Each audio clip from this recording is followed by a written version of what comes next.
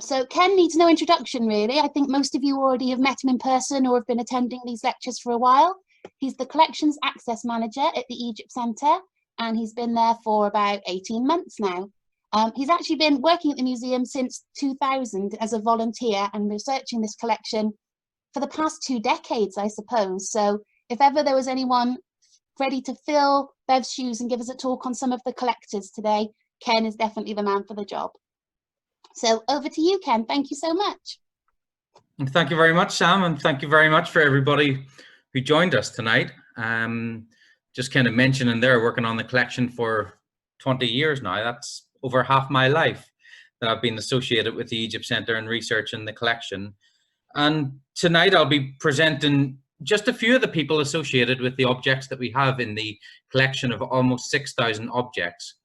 It was very difficult actually to narrow down the people that I'm going to be talking about tonight. Well, as you'll see, there are a large number of people associated with the collection. So I've selected, I think, around about 15 or so people. Let me see.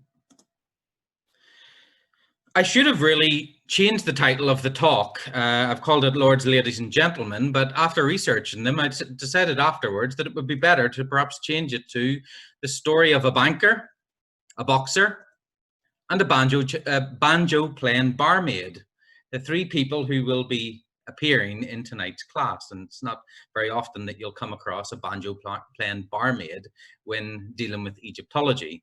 But there is one particular person who we will be looking at in a few slides' time. In terms of the people associated with the Egypt Centre collection, along with the people and institutions, there are over 100 that we can associate with our objects. And we're finding new people every day. Well, not quite every day, but certainly we're finding new people associated with the objects, which are quite exciting. The majority of the objects that we have, around about 4,500, come from the collection of Sir Henry Solomon Welcome, who you can see right in the center of this, this bubble or cloud, word cloud here. And the larger the person or institution listed here reflects the amount of objects that they are associated with in the collection, some of whom we'll be talking about tonight. We won't be looking at Sir Henry Welcome, although the majority of the objects that I'll be discussing tonight do originate from his collection, but he purchased them at auction from other collectors. In terms of the institutions, I won't be looking at them in any great detail either. I may be mentioning them in passing, but there are a large number of institutions who are associated with the collection, including, of course, the Welcome Trustees, based around Henry Welcome. As many of you will know from the history lecture I gave around about a month ago, Henry Welcome was a pharmaceutical magnate, very rich, wealthy person. And when he died in 1936, his collection of around about 1 million objects was dispersed throughout the world. Around about 144 institutions received objects. In 1971, 4,500 objects from the Welcome collection arrived in Swansea. Many of these objects originate from other collectors as well as institutions, such as the Egypt Exploration Society and the Egyptian Research Account, or the British School of Archaeology in Egypt, which was founded by Flinders Petrie. And these objects can be traced directly back to the excavations of those days. We have objects on loan and donated via the British Museum, from the National Museum of Wales in Cardiff. Royal Albert Museum in Exeter donated a coffin, or gifted a coffin to us, the coffin of USM Hessetmut. And we've had other gifts from the University of Wales, Aberystwyth, Swansea Museum, some on loan, Carmarthenshire Museum and Woking College, to name just some of the institutions who we've received objects from, or that can be traced back to the excavations of these institutions in the case of the EES and the Egyptian Research Account. But like I say, it's not the institutions that I'll be focusing on tonight, but some of the individuals who are associated with the objects. And I would certainly recommend anybody to purchase a copy of the Who Was Who in Egyptology by the Egypt Exploration Society. It's about £35 to buy, and it's basically the Bible in terms of understanding the various collectors and the history of Egyptology through the people who kind of formed the history. Of course, I'll be talking a lot about people who were collecting objects in the Victorian period and the early 20th century, which brings us to colonialism. And it's hard with dealing with the Egypt Centre collection to really get away from the colonialists, people involved in the collection. But if you do want to discuss this further, then many of you have probably signed up for the Egypt Exploration Society event, which is this Friday at 6 o'clock or 5:30, I believe it is, which Sam will no doubt post a link to in the forum. So this will be discussing ideas of colonialism and deconstructing colonialist ideas. So do tune into that if you want to know more. But in terms of the collectors, how do we really trace our objects and who were associated with them? Well, there are a number of different methods. Many of the objects came to us with documentation, such as up on the top right-hand side. This is a slip in the Wellcome Institute. In the 1920s and 30s, the Wellcome Institute catalogued much of their collection, with each object being given a number, as you can see in the top left of this slip, and a description. In this case, this isn't an object that we have in the Egypt Centre collection, but I've just put it on here because you can see the details that it's provided in terms of tracing the original owner of this object. So it's a brick, which is coming from Tel El Amarna, which was purchased by Wellcome in 1932. But it can actually be traced back to the collection of Lord Amherst, which was sold in 1921, 11 years previous. So these little slips can prove really useful in trying to trace the history of an object back further. And of course, there's the auction catalogues, such as you see on the left-hand side. This is the 1906 catalogue of Robert de Rastaffiel. And in many cases, particularly with the Rastaffiel catalogues, and I'll come on to them in a bit, they do include a lot of objects in the plates. Naturally, museum curators can go through these plates and they can often pair up objects with ones that are in the catalogues.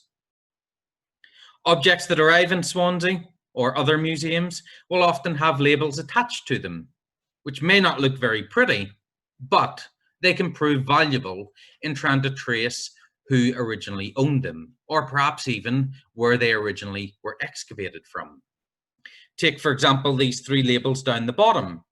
The first one is a particular label which is associated with Rastaffiel objects which were sold in 1906. So any objects that have this label on it can be pinpointed back to his sale. Whereas the second type of sticker gives a lot details. It says that it was lot number 645 and that there were 3 items in the lot. Now, some of you that are in attendance here tonight have been transcribing auction catalogues, which is a project I started around about a year ago. And with the help of Egypt Centre volunteers, as well as a wider group of volunteers, over 20,000 auction lots have been transcribed. Now, from this, let's say we have this object that just has the sticker on it. We don't know where the object is coming from. A very quick search on Excel by looking at 645 over 3 will instantly bring up the object, or at least narrow it down to a few possibilities. And then from the description, it's possible to identify where that object is coming from.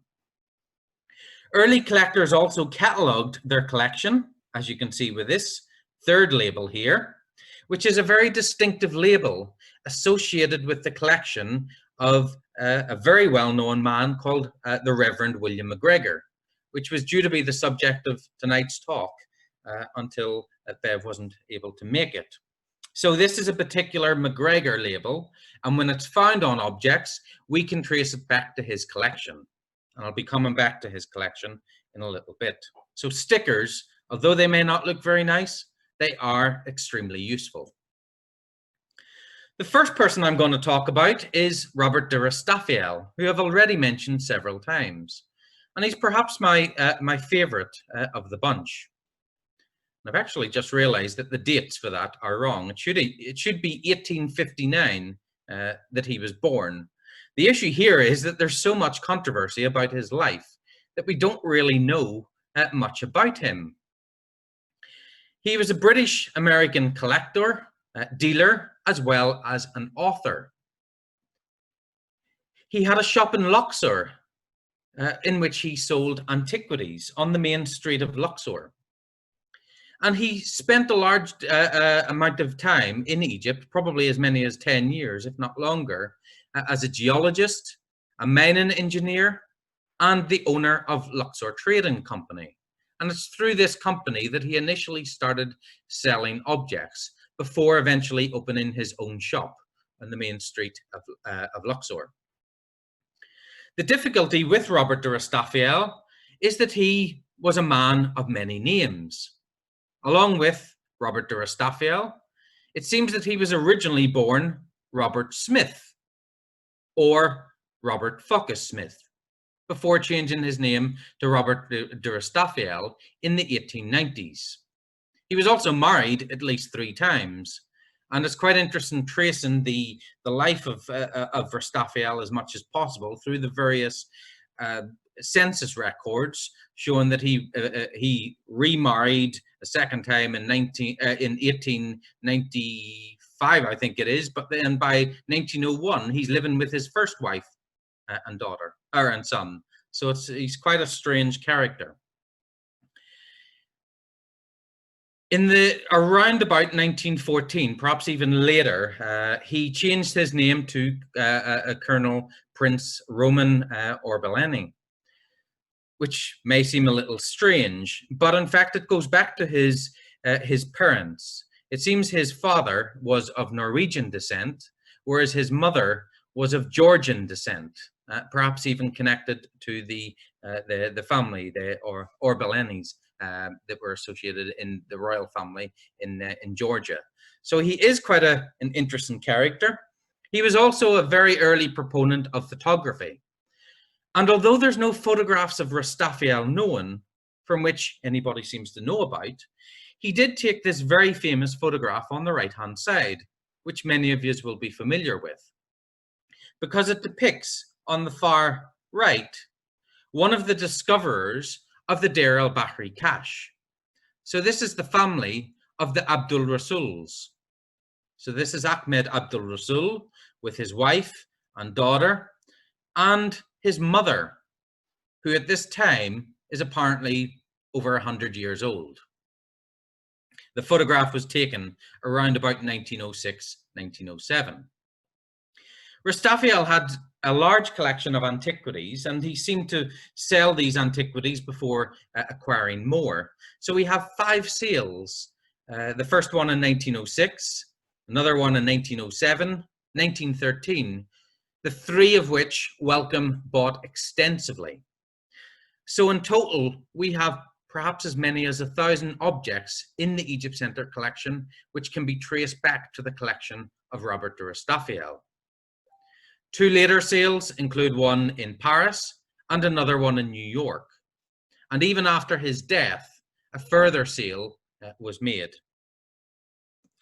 As for some of the objects, this is one of them, which I'll be talking about in greater detail for the EES lecture on Saturday. So I know many of you have signed up for that. It's already full. There's 500 plus people that have signed up for it.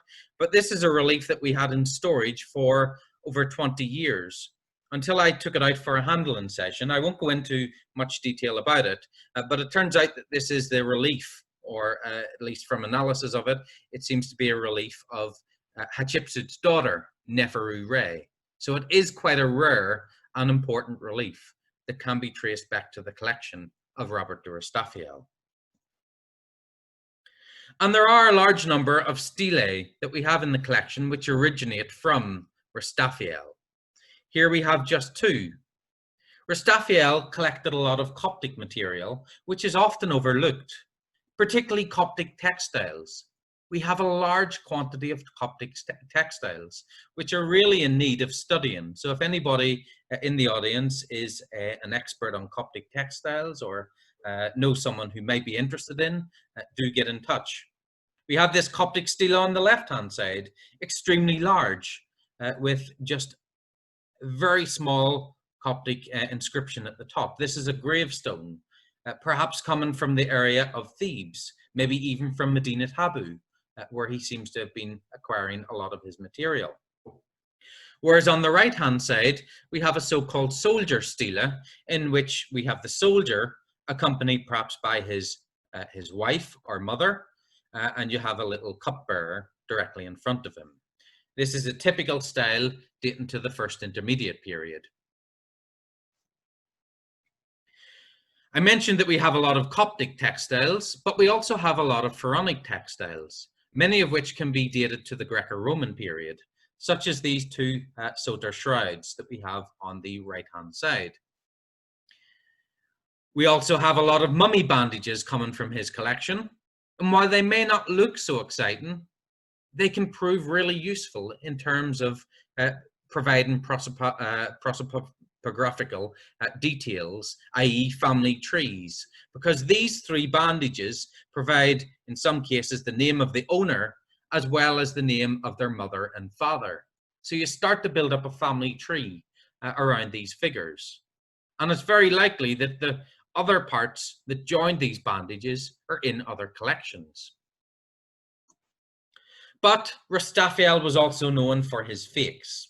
A large percentage of his collection was either fakes and forgeries, or were real Pharaonic Egyptian objects which had been embellished by adding paint or reworking it slightly so that he could perhaps sell it for more money at auction. He was very well known for doing this. I'm very keen on trying to reconstruct the objects and bring the objects back together again where they were distributed to. And you can see that really from the plate that we have here. This is plate 8 from his 1906 sale, in which we have 15 painted plaster reliefs in these wooden frames, which were sold in different lots, and they were scattered to different museums. Now, I've been able to trace all of these, and just this morning, I received the photographs from the objects in the Berlin Museum. So I have to thank Olivia Zorn for providing the photographs from this, and you're the first people to really see this in color now that all of the objects have been brought together. And I think it looks really impressive to see the difference between the black and white images and the color images that we have here. But a lot of this can really be done from tracing the objects in the collection, because he was such a proponent of early photography. We are lucky that we do have the plates in his catalogues. The second man I'm going to talk about is the Reverend William MacGregor. He was a vicar of Tamworth and was due to be the subject of tonight's lecture, which has been examined. His life has been examined in great detail by people like Bev Rogers, as well as Tom Hardwick, who's been looking into the sale of his collection. He was very well known as a social reformer in Tamworth, but also as a patron for many of the town's institutions, such as the Co-op that you have there. In addition to that, he's well known for serving on the committee of the EEF, as it was then known, the Egypt Exploration Fund, now known as the Egypt Exploration Society. And he served on the committee for, as you can see, over 40 years. He was quite a wealthy man, and he used a lot of this money to fund excavations, or at least to send subscription fees to the excavations in Egypt, including Petrie's excavations and also those of Garstang, who was based out of Liverpool.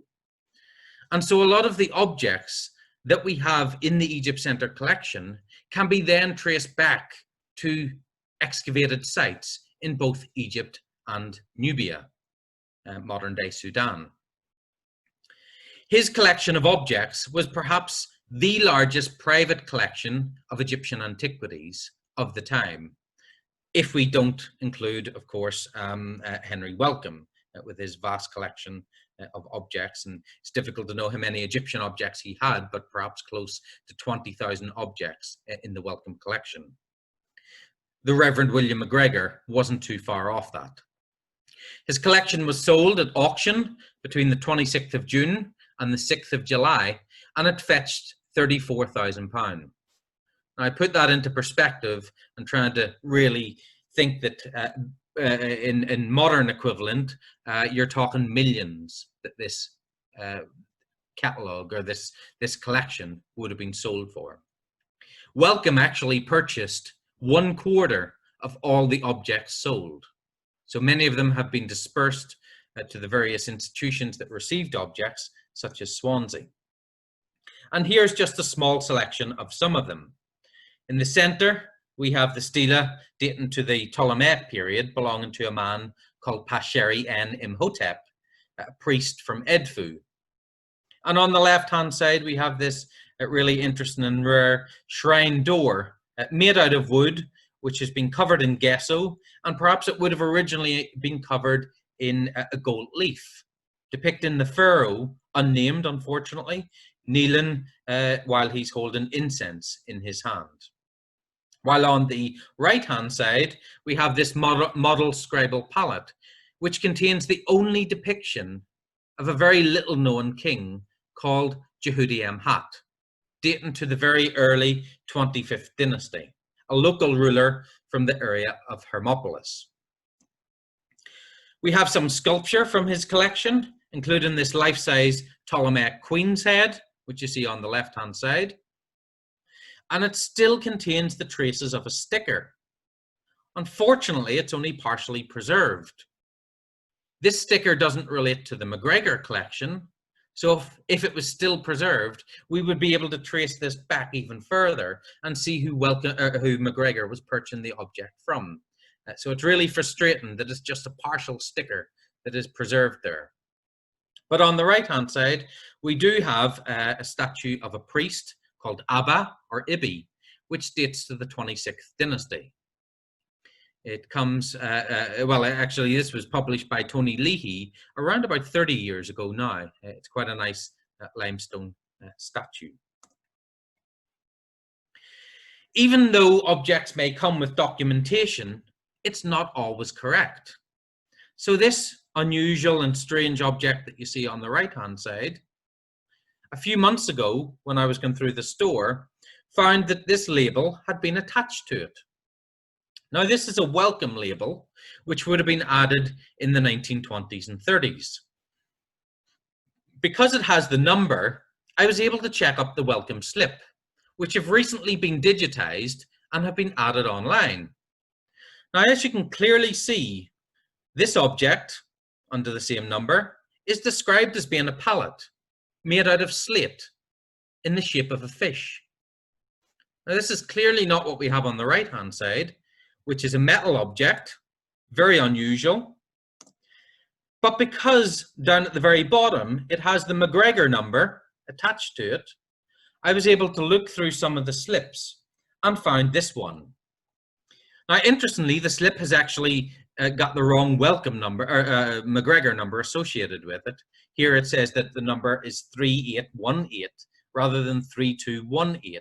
But it's very clear from the description that this is the same object, which is described as a model pillar representing, resting on a crocodile. So you can see we have the crocodile here with a standard or a pillar on top of it. And down here we have a hollow section. So this would have been attached to something. If anybody is in the audience today and knows what this might be, I would be very interested to know. Of course, we can then trace that back to the auction catalogue. And as you can see here, it is mentioned 3 bronze model standards, 2 with hawk-headed aegis, and the 3rd with a crocodile, rare. So the 1922 catalogue is identifying this as a rare object of a crocodile and a standard. So there's a lot more details that we can learn about the collection. Moving on to Ralph Brocklebank. He was a partner in the shipping company at Brocklebank of Liverpool. So if there's anybody from Liverpool here, perhaps this is a name that you'll be familiar with. But he was also the director of the London and North Western Railway, which is where most of his wealth was coming from, along with that of his father, of course. He was an extensive art collector, and when I say art, I'm referring to paintings. But in addition to that, he also collected antiquities. He resided in Hilton Hall in Cheshire, and along with MacGregor, he was one of the main sponsors of Garstang's excavations. Perhaps not surprisingly, given his wealth and his association with Liverpool, which is where Garstang was also the lecturer of. Interestingly, his collection was sold on the 5th of July, 1922, which any of you that are keen-eyed may have realized that this is exactly the same time that MacGregor was selling his collection. MacGregor's was sold through Sotheby's. Brocklebank was sold through Christie's on the same day, or at least overlapping. Most of the objects that we have from his collection are stone vessels, which can be traced back to Garstang's excavations, his early excavation sites in the early 1900s, including these two vessels, one of alabaster or travertine on the left-hand side, and this beautiful bowl, really, really nice, which we had for a handling session recently, made out of aragonite. But you can see the stone has been specifically chosen because of the bands that you've got here in order to create this beautiful bowl, dating to the early dynastic period. Two other objects we have from his collection can also be traced back, and this one on the left is a Nubian archer's ring, which is coming from the area of Sudan. In fact, it's probably likely coming from the excavations of Meroe, since we know that Garstang was finding a lot of these archer's rings. Whereas on the left-hand side, it's an object that you're probably familiar with, those of you that do Egyptology. Unfortunately, this isn't the real one. The real one is in the British Museum. This is a cast that was made at soon after its discovery, because it was such a unique and interesting object. The original was discovered by Garstang at Abydos, and he made a number of casts. And you can see down at the bottom, it has Neos for new, along with the letter A.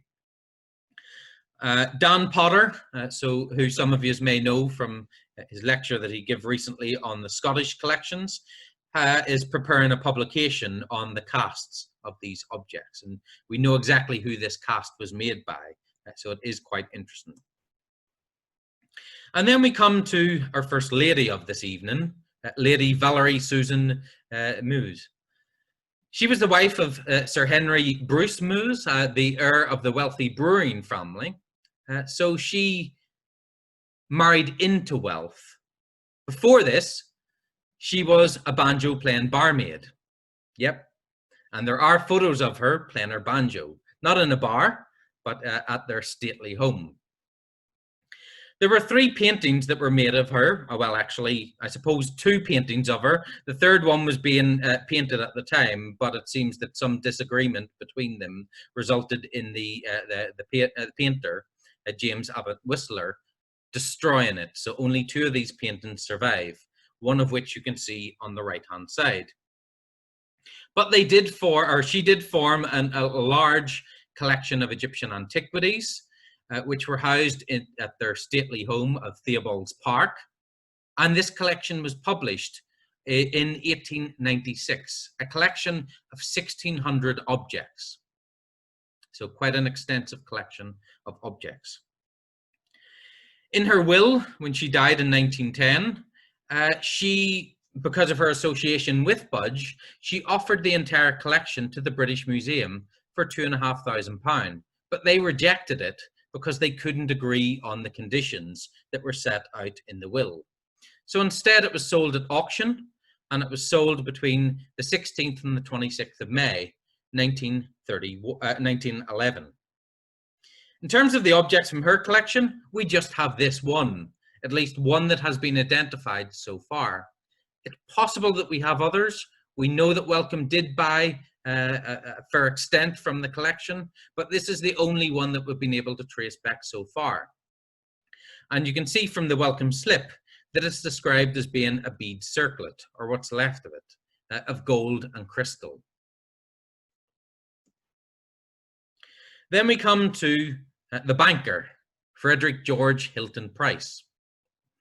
He was a partner in the London Bank Child and Company, which some of you may have heard of before. But he was also a very enthusiastic amateur historian, as well as archaeologist and collector. Very well known for his collection of Egyptian antiquities, one of the largest at its time. Just like MacGregor, who I mentioned earlier, he was also on the board of the Egypt Exploration Fund, with Hilton Price serving as the president for a number of years. His collection of antiquities was exhibited at various places throughout London, but it was also catalogued, and that's important. Here we have a number of these early collectors who are publishing part of their collections. Hilton Price is just one of them. The majority of his Egyptian collection was sold at auction between the 12th and the 17th of July, 1911. So one of the earliest of these collections to be sold, and it fetched over £12,000. Now, various estimates have been made as to how much this would come to in today's money. Estimates range between 1.5 million to up to 9 million, depending on the various scales that you use. We don't have many objects from his collection, and those that we do have are quite small, including these 4 die that we have. They're quite useful because they still have stickers attached to them, or labels attached to them, which help to identify them. This is a Hilton Price number, as is the one on the right-hand side. So they can be traced back to his catalogue with a manuscript that goes with it. Whereas the dice that you see up the top, you may recognize it as being a MacGregor number. The reason for this is that MacGregor purchased these dice. So they've gone from Hilton Price to MacGregor to Wellcome to Swansea. So you can start to reconstruct the history of these objects. And perhaps eventually it will be possible to even find out from various manuscripts, unpublished manuscripts, where Hilton Price was acquiring the objects from.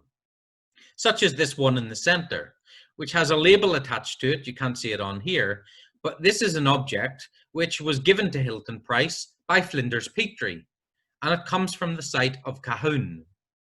So the workman's village that was excavated by Flinders Petrie in the 1880s, 1890s. We then come to a very interesting man called Mansour Abdel Said Mansour, who some of you may have heard of before. He was an Egyptian dealer in antiquities who set up a stall or a shop in the Shepherd's Hotel around about 1907. The Shepherd's Hotel was the hotel in Cairo at the time, which unfortunately was destroyed in the 1952 revolution. But it did have a number of antique shops inside it.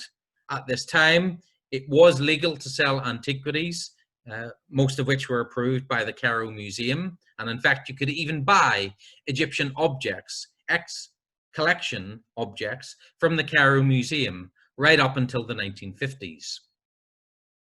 His collection, or at least a portion of it, was sold at auction between first one in December 1926, another one in October 34, and ones in New York in 47 and 52. So 4 separate collections which were sold.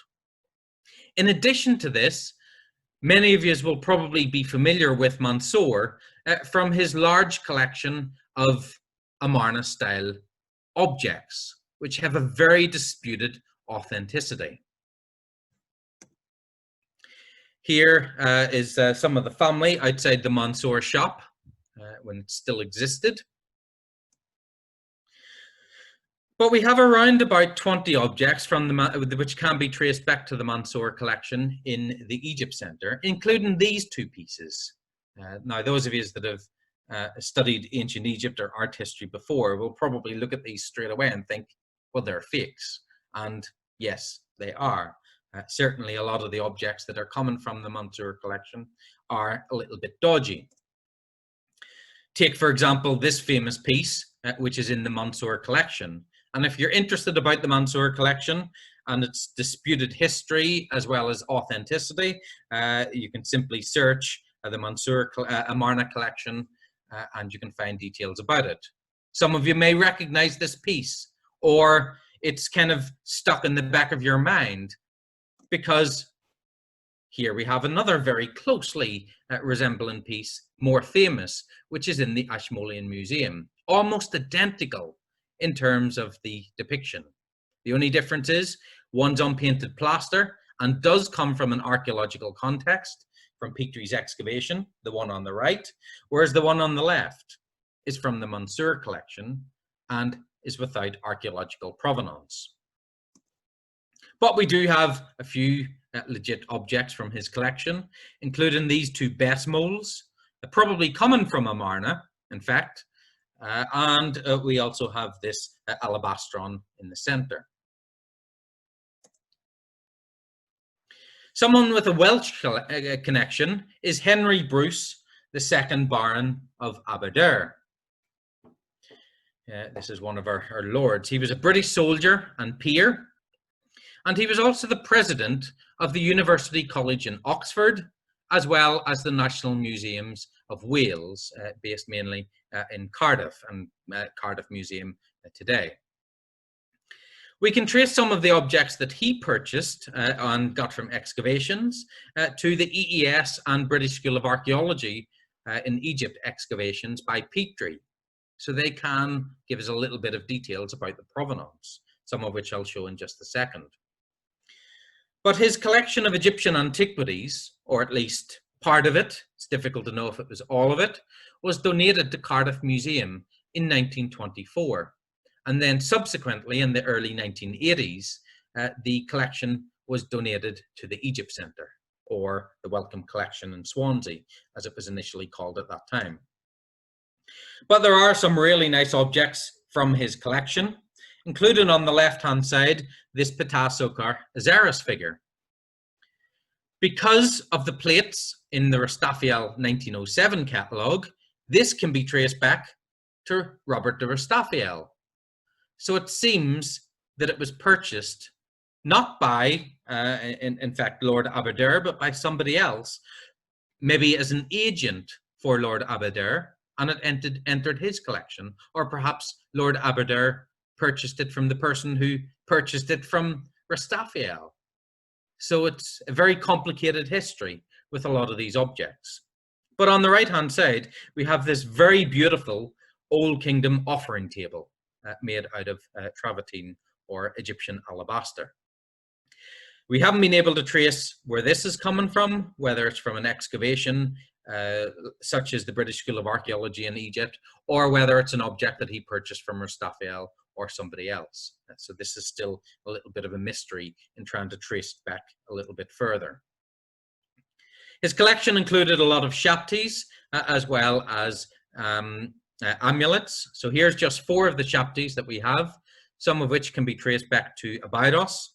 But I won't go into the shapties tonight because in a talk on the 30th of June, we'll have Dr. Meg Dunlap, who will be talking about the Egypt Centre shapties. We have around about 400 of them. So that's a date for your calendar in a few weeks' time.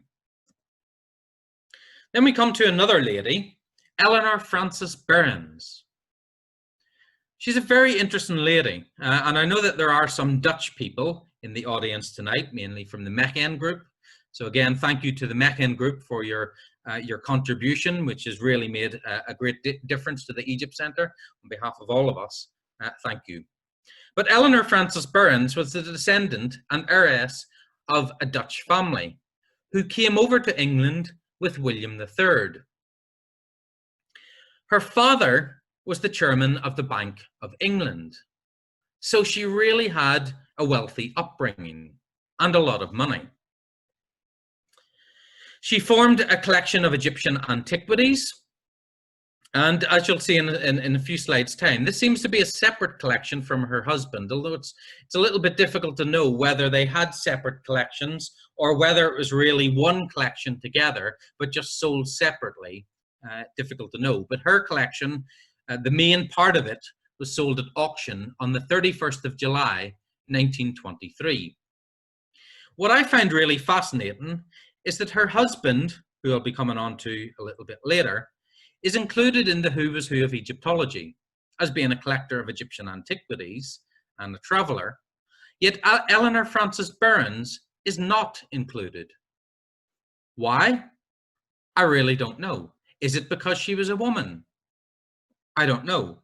But in terms of the objects that we have belonging to both Ellinor and her husband, hers are certainly of much better quality. Take, for example, the 4 broad collars, which are said to be from the tombs of the Amarna royal family that were being looted by locals in the 1880s and purchased by the Berenses when they were traveling in Egypt around 1881 to 1882. Whether this is true or not, it's difficult to know for sure. But we have these 4 broad collars in the Egypt Centre collection, really beautiful, mostly made out of faience, but you do have some semi-precious stones such as lapis lazuli, cornelian, etc. You have various amulets in the shape of fish, baboons, cornflowers, goddesses, etc. So here's one.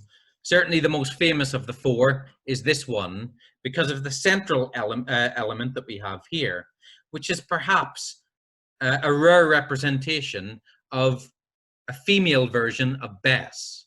This is a so-called Besset amulet, although there is a dispute whether this is actually a Besset figure or not. The third one that we have has a central heart amulet, as you can see here, flanked by 2 little seated figures. These are very common amulets that you do get during the Amarna period. So we're dating these roughly to around about 1350 BC, for those of you that are in the audience that aren't Egyptologists or familiar with the dates. And here's the 4th one. I should have put a quiz question at the end as to pick your favorite, because the 4 of them are really beautiful. So have a think about which one you think might be your favorite and post in the chat at the very end of the lecture. Really beautiful. What we don't know is whether the string that we have here is authentic or not, or whether these have been restrung in the last 100, 120 years or so. In order to get them analyzed, we'd have to destroy a piece of the string, and when this was initially considered by our curator, Carolyn Graves Brown, about 20 years ago, we needed a substantial piece of string. Nowadays, you need significantly less. So it is something that perhaps we could do in the future. It's debatable whether we should or not, all to do with ethics, etc. Other objects we have include these stone vessels, really beautiful stone vessels. We have this call pot on the left-hand side, made of anhydrite. We have in the center this alabastron, made out of Egyptian alabaster or travertine, while on the right-hand side, this really beautiful and slightly translucent vessel made of anorthosite, or a Guinness type of stone, but really nice. We have a number of rosettes, these faience rosettes, which commonly decorated palaces during the New Kingdom. Now, although some of them say Heliopolis on them, most of these type are coming from the area of Tel El Yehudia in the Delta. So whether Heliopolis is accurate here is difficult to know for sure. Certainly the handwriting that we have here is very similar to what we have with that of Randolph Berens, we'll be coming on to in just a second. And here we have Randolph Berens, the Reverend Randolph Humphrey Berens, or Randolph Humphrey McLachlan, as he was. But interestingly, he changed his name to Berens after he married Ellinor. He was a vicar of Sidcup in Kent. And because of his marriage to Berens, he really married well in terms of wealth. It allowed him to retire fairly soon after they married, to travel, both of them together, and to collect Egyptian antiquities. His collection was sold separately from his wife's on the 18th and 19th of June, 1923. So just over a month before that of his wife's. So the question really is whether these collections were separate from one another, whether they were collecting their own stuff, or whether it was just one collection that was separated for sale. Difficult to know. But from his objects, we have a lot of pottery, including these 3 blacktop redware vessels, sold at 2 different lots. Apologies for the quality of the images here with the editing. I didn't have new good quality photographs of these ones, so I had to do quick editing, not very good editing of them. But some of these can be traced back to Petrie's excavations of Nagara and other sites. Another very interesting piece that we have from the Berens collection is this piece of coffin.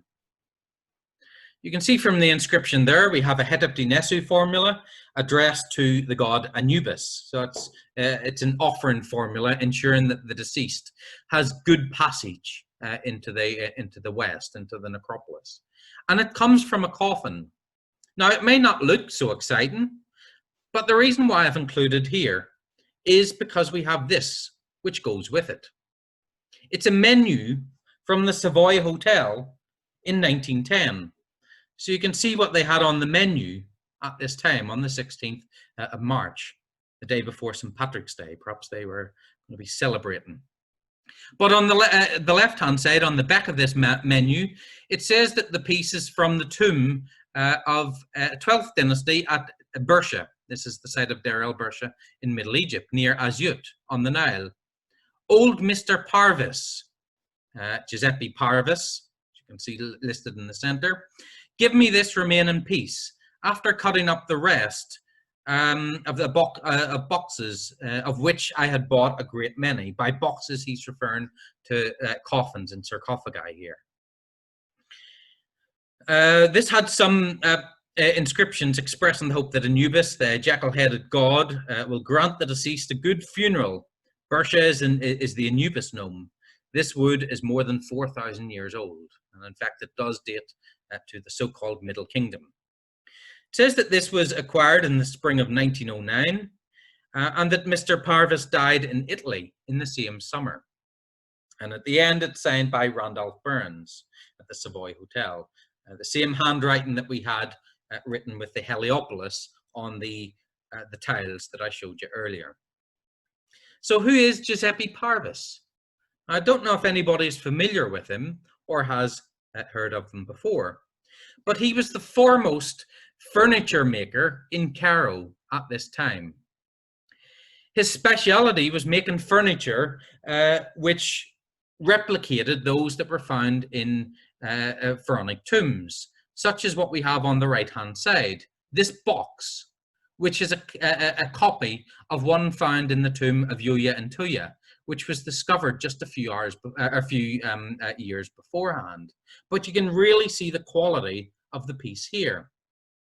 The fact that he seems to have been cutting up these pieces of wood is perhaps suggesting that he was using ancient wood for the production of his pieces, maybe to make them look more authentic. But if you Google Parvis, you'll be able to see some of the furniture that he did make, and some of it is quite beautiful. Then we come to the captain, the Honourable Richard Bethell, another very interesting character. He was Howard Carter's personal secretary. Howard Carter, who of course found the tomb or excavated the tomb of Tutankhamun in 1922. And Richard Bethell was another committee member of the EES between 1920 and 1926. So you can see there's a lot of connections with the Egypt Exploration Society based in London. What's most interesting about Bethell is his demise. He was found dead in his bed from suspected smothering at his Mayfair Executive Bath Club room in 1926. And there's been lots of suggestions as to who may have killed him or how he died. Of course, the newspapers of the time immediately blamed it on the curse of Tutankhamun. He was one of the earliest people to die at this time. Sorry, 1929 he died, not 1926. So it is quite interesting. If you're interested in that, do Google Richard Bethell and you'll come across a lot of stuff relating to his death and who may have been responsible for it. And there's all sorts of stories.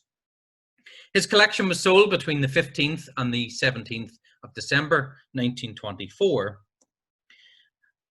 And these are just three of the objects that we have in the collection. They're quite small. They're all coming from the site of Amarna, but we can be even more specific about that. Thanks actually to Tom Hardwick, who during conversations with him on Saturday was able to provide some details on the unpublished Bethell manuscript, which he had access to. And some of these objects have numbers written on them. The numbers can be traced back to Bethell's catalogue. So Tom was able to check the catalogue for me and say that these were originally purchased by Bethell from the collection of Lord Amherst in 1921. And Lord Amherst, when you check the catalogue, acquired them from Flinders Petrie in 1892. During the time Flinders Petrie had hired a young Howard Carter, only 17 years of age, to excavate part of the town of Amarna. So these three objects were excavated by an Egyptian team under the direction of a young 17-year-old Howard Carter. So we have objects with Howard Carter links in the connection. This in the center, by the way, is a model faience boomerang. What we have on the right-hand side, this fish, is actually a bowl. It would have been a fish bowl made of pottery, very common of the time. And perhaps this piece on the left-hand side is also part of a bowl or vessel with the name of Amenhotep III. And then we come to Lord Amherst, or Lord William Amherst, Thyssen Amherst, to give him his full name. Some of you will be familiar with him because of the talk I gave over a month ago on the lintel of Chenty. He was the firstborn Amherst of Hackney, who amassed a large collection of Egyptian antiquities. He also excavated, or I should say was sponsored excavations in Egypt, including the Petrie excavation in 1891 to 92 at Amarna. And he received a large percentage of the finds at this time. His collection was displayed at Didlington Hall in Norfolk and is quite well known for being the inspiration of the young Howard Carter and his interest in Egyptology. When his collection was sold in 1921, after he had died, quite a while after he had died actually, it fetched £14,500 pounds. So quite a sum of money at the time. His collection was very well known to visitors, to Egyptologists, some of whom documented the objects that you have here. You can see Didlington Hall that we have. It's now been destroyed, it doesn't exist anymore. But if you look outside, you have 7 statues of Sekhmet. They were sold in 1921 and are now on display in the Metropolitan Museum of Art. Some other photographs of the collection show some of the shaptis and other objects that he had. We have a few objects that can be traced back to his collection, including the 3 that I mentioned previously, but certainly the most well-known that I won't go into any detail about is this lintel of the overseer of craftsmen, Chenty. If you're interested in knowing more about this lintel, then Sam will no doubt post the link to this in the chat. Then we come to another lady, a very interesting one called Charlotte Cameron, someone who I'd never heard of until just a few months ago. So it'll be interesting to know if many people know of her in the chat. She was a traveller and author. She wrote a large amount of books, one of which I've just titled here, which is A Woman's Winter in Africa, a 2,600-mile journey. We know that between 1910 and 1925, she travelled 250,000 miles, which is quite extraordinary. Of course, given the time, this wasn't flights. This was all by train as well as ships. But she travelled the world multiple times. She was a fellow of the Royal Geographical Society, very early on for a woman to be made a fellow of the Geographical Society. She was a proponent of women's rights, and I really like this quote that she wrote, in which she says, "Travel has been my comrade, adventure my inspiration, accomplishment my recompense." And here she is in Egypt and next to the pyramids at Giza. In most cases, she traveled alone, and she would travel for 6 months of the year, which was quite extraordinary for the times. Now, we only have one object in the Egypt Center collection, this jed pillar, and it's only half of a jed pillar, so it's not the most exciting of objects. But when you start to reconstruct the history of them and the people who originally owned them, it gives them perhaps a little bit more value and more interest. Coming towards the end of the lecture, and just I think 2 or 3 more people to go, we have Sir Herman David Weber, again someone who I hadn't heard of until recently, a German physician and someone who practiced medicine in England. He was a physician in London's German hospital. He was knighted in 1899 for his pioneering work on open-air treatment of consumption, or TB. And I don't know whether anybody's familiar with the term Weber's syndrome. I certainly wasn't. If you're interested, Google, find out what it is. But this was named after him. So in terms of his medical association, he's very well known. He was an avid collector of both coins as well as classical antiquities. So not so much of the Egyptian side of things, but we do have classical objects in the Egypt Center collection, which have recently been identified as coming from the collection of David Weber, which was sold between the 22nd and 23rd of May, 1919. Here's just a small selection of some of the classical objects. Dr. Ersin Hussein will be talking about some of our Cypriot objects in a few weeks' time, so do sign up for that one if you're interested in hearing more of some of the classical objects that we have in the collection, around about 300 in total. We come to John Bancroft Williams. He was an English landowner, historian, photographer, and a philanthropist. Another connection with Wales here, because he inherited Didlington Hall in North Wales. And this is where he resided for the remainder of his life. He donated £11,000, which at the time was a large sum of money, to the University College of Wales in Aberystwyth, and £12,000 to the National Library of Wales. So he was very much a proponent of the arts, as well as supporting Welsh institutions. In addition to that, he was a subscriber to the EEF, as it was at the time, and the British School of Archaeology in Egypt. And his collection of around about 100 objects was bequeathed to Aberystwyth University. And subsequently, in 1997, they arrived in Swansea as a donation. So here's just 3 of the objects that we have here, which are coming from Abydos, it seems. It's difficult to know exactly the circumstances surrounding it, but we do have a letter that was written by Margaret Murray, the Egyptologist who was working with Petrie in 1902 at Abydos, in which she sent to the collector I've just mentioned, Willans, and she says that she acquired these objects for him at Abydos. Whether they were excavated or purchased, difficult to know for sure. But we have this nice amulet down here would have been a double cartouche of Akhenaten. And on the right-hand side, we have this kippus.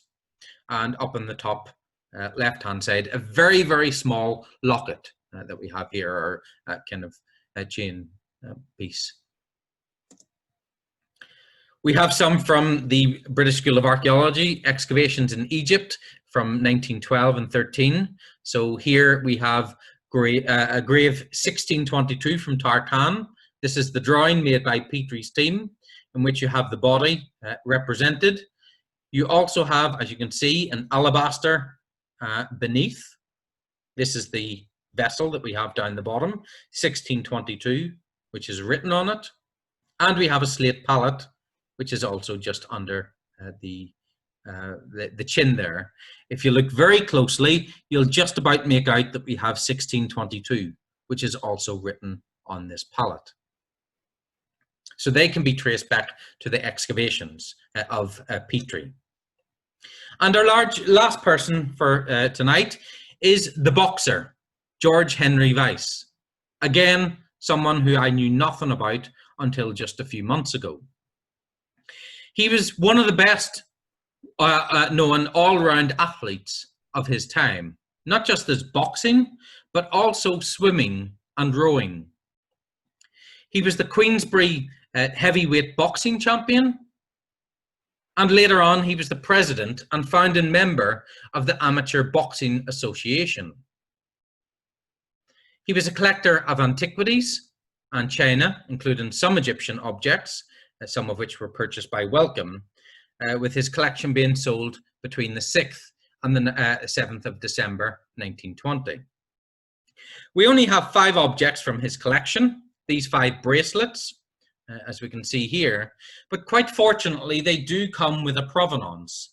These were excavated at Gebelin, just to the south of Luxor. So that's a very quick overview of some of the collectors that we have represented in the Egypt Centre collection. There's a lot of others that I could have talked about, and perhaps it is something that I'll do as another lecture at a different time if people are interested. I've even been considering maybe even doing a short 5-week course on some of the collectors and the objects that we have associated with them. So I hope you've enjoyed that brief overview. Do, of course, support the Egypt Centre through our fundraising website, which I've put on here. I know many of you have already done that. Again, a big shout out to our MECN group for supporting us. And thank you very much to everybody who's joined us tonight.